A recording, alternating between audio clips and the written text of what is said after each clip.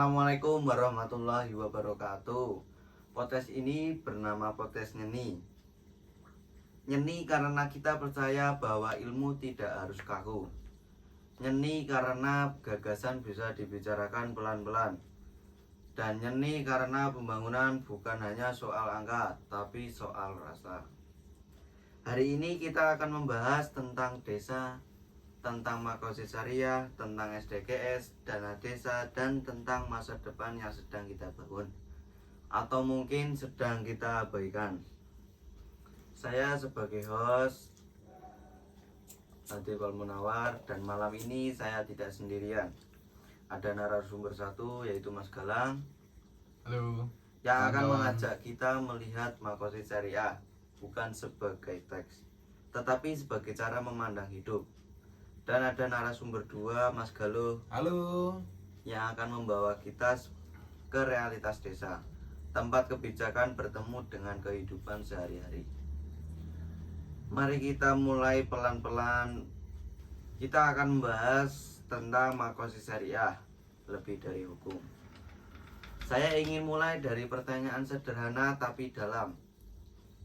Kepada Mas Galang, kalau Makosid Syariah itu sebuah benda seni, ia lebih mirip apa, Mas Galang? Menurut saya ya, kalau boleh jujur, Oke. Makosid Syariah itu seperti kerangka rumah. Jadi ia itu tidak selalu terlihat, tetapi tanpa dia rumah tidak bisa berdiri. Jadi sebagai penopang, kayak sholat sebagai tiang agama gitu. Kalau Makosid Syariah itu sebagai tiangnya rumah gitu. Terus Islam tidak hanya bicara soal halal haram, tapi bertanya, untuk apa sih hukum ini dibuat? Nah, jawabannya untuk menjaga manusia. 5 Makosid Syariah. Jadi 5 Makosid Syariah itu ada 5. Yang pertama, menjaga agama atau hifdzuddin, kemudian menjaga jiwa atau hifzun nafas, kemudian menjaga akal atau hifzul akal, kemudian menjaga keturunan, dan menjaga harta atau hifzul mal. Kelima instrumen tersebut ialah fondasi kehidupan yang bermartabat. Itu Mas. Oh, berarti Makosid Syariah itu bukan hanya urusan ibadah, Mas Galang. Justru sebaliknya, ini untuk urusan duniawi. Karena Makosid Syariah ini bicara tentang lapar, kemudian tentang pendidikan, kemudian tentang lingkungan, hingga tentang keadilan. Gitu. Oke, baik. Segmen 2. Selanjutnya kita akan membahas desa dan kemiskinan struktural. Saya mau tanya kepada Mas Galang. Mas Galuh, Baik. kalau kita bicara desa hari ini, apa yang sering salah dipahami? Yang sering salah dipahami adalah kemiskinan desa dianggap sebagai masalah individu.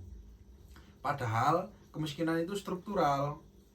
Akses pendidikan terbatas, modal tidak ada, pasar jauh, kebijakan sering tidak kontekstual. Desa itu bukan kekurangan potensi, tetapi kekurangan keberpihakan sistem. Oh, berarti Makosid Syariah itu untuk mengatur negara ya? Ya, Makosid Syariah memaksa negara bertanya, apakah kebijakan ini menjaga kehidupan warganya? Begitu.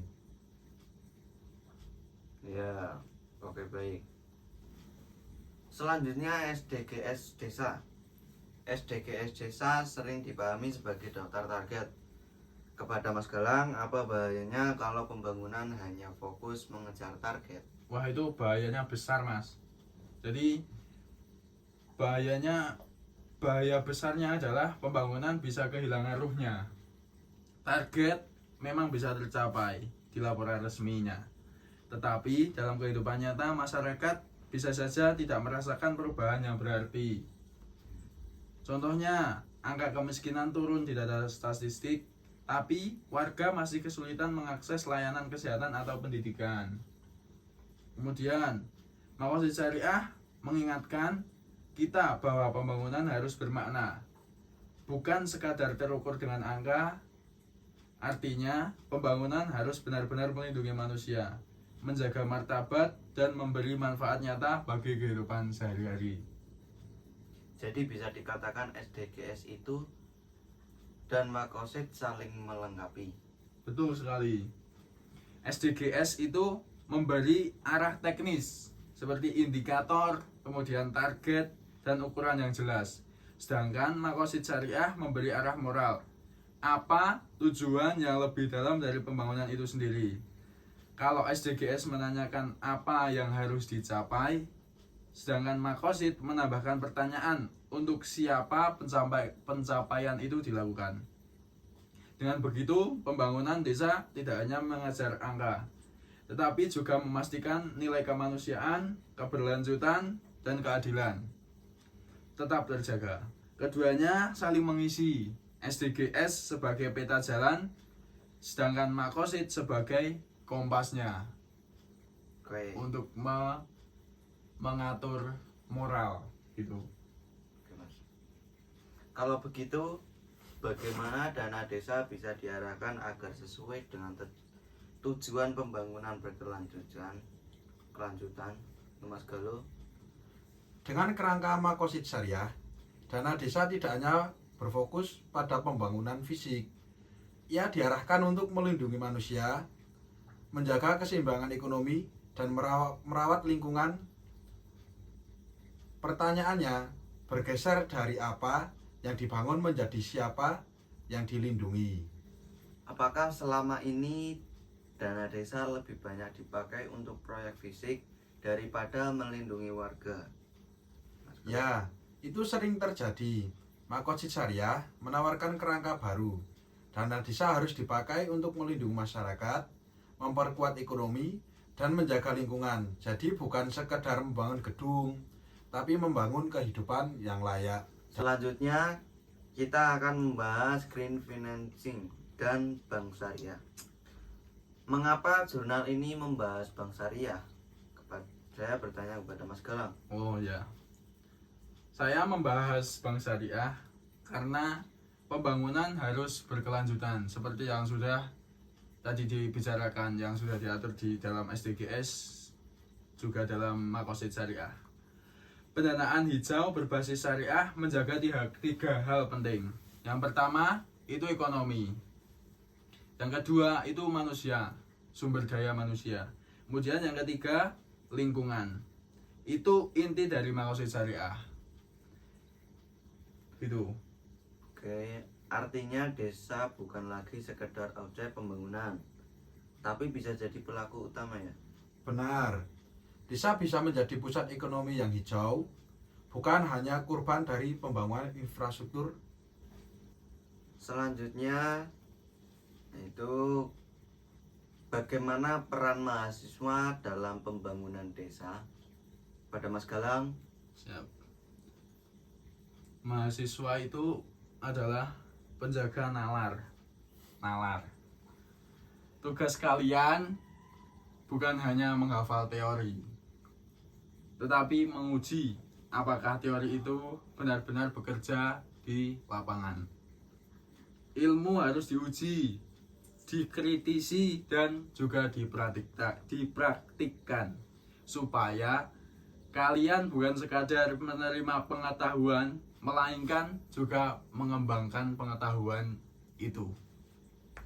Lalu desa bisa jadi ruang belajar seperti apa pada Mas Galuh? Desa adalah laboratorium hidup.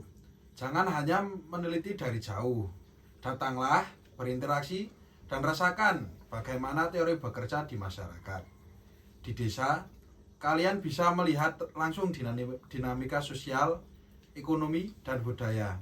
Kalian bisa belajar bagaimana kebijakan berdampak pada warga, bagaimana tradisi beradaptasi dengan modernitas, dan bagaimana masyarakat mengelola sumber daya mereka. Bukan hanya observasi, tapi ikut mengembangkan, memberi solusi, dan menjadikan desa sebagai ruang belajar sekaligus ruang pengabdian. Begitu Mas Nadif. Oke, baik. Sekarang Tibalah waktunya. tiba waktunya teman-teman podcastnya Cek nih baleni sih. closingan. Oke, selesai sudah pembahasan kita malam hari ini. Teman-teman podcastnya nih, pembangunan itu mungkin bukan sekedar lomba lari, bukan siapa yang paling cepat sampai garis akhir. Ia lebih mirip dari perjalanan panjang di mana nilai sejati terletak pada beberapa banyak yang kita rangkul, yang kita ajak berjalan bersama agar tidak ada yang tertinggal di belakang. Podcast Nyeni ini memang UAS, tapi biarlah ia juga menjadi kaca tempat kita bercermin. Apakah ilmu yang kita pelajari sudah benar-benar berpihak kepada manusia, pada alam, dan pada kehidupan yang lebih adil? Saya Nadib Al-Munawar pamit undur diri. Terima kasih sudah menemani perjalanan kata dan makna. Wassalamualaikum warahmatullahi wabarakatuh. Waalaikumsalam warahmatullahi wabarakatuh.